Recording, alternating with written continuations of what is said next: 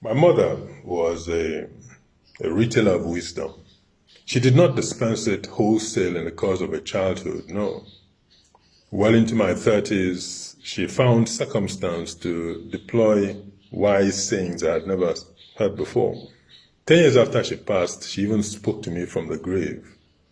As your mom once told me, began an uncle of mine, going on to explain how the stick to drive away a lion would always be found close to the encounter with a lion.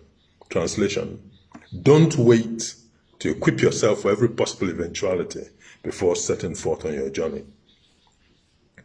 This is immemorial wisdom. In 2004, as writer in residence at the Ashmolean Museum, I was on a private tour of some backroom treasures of the museum, and the curator explained to me how stone knives and weapons were often made and abandoned by our human ancestors as they migrated, because they could be so easily fabricated. A stone would always be found close to the need, whether for cooking or for attack or for defense. The Stone Age was probably mankind's most civilized age in terms of basic morality.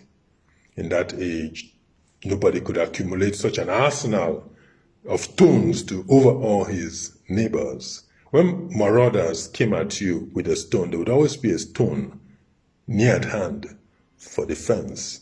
The sustainable way of life was hunting or farming or gathering in your own behalf. Robbery was one-off. It was no career. Murder was retail. Those were the good old days of morality. Then mankind discovered iron. Then suddenly we had a new economy of scale in homicidal enterprise. Since then, there's been no looking back or forward. Suddenly it became possible to make a career of predation, to amass such an armory so effective as to give an advantage to a band of Boko Haramic hooligans with blades and bullets over an entire nation of peaceful and sedentary cultivators. The world was turned on its head, and it became the very height of morality for nations to avoid working the land for themselves and to live off the colonial tribute, the enslaved labor, and the exploitation of their fellow men. To bury all that evil under the under the chauvinisms of flag, empire was invented. And then in supreme irony, of course, victorious armies of mass murderers redefined morality to their victims by bequeathing to them at the edge of a bloody sword their victorious gods and their moralities as the new standards of holiness. In one generation, the salt of the victims was dissolved in the sea of empire. It is the duty of man to retain the integrity of his own soul, even in the tumult of life.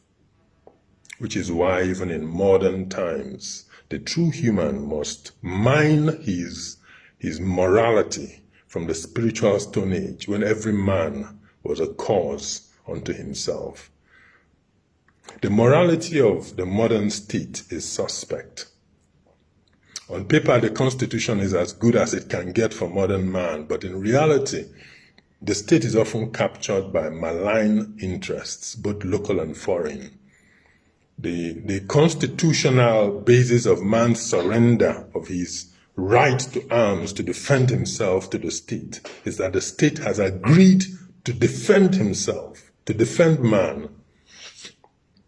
But where the state has abdicated that constitutional and fundamental responsibility and then becomes a predator attempting to steal man's constitutional freedoms, a man has two options. He can either cower in his Stone Age cave, or, as Mams advises from her grave, go forth on the journey for which you were born. Because on the street of your attack, you will find your means of defense. Good morning.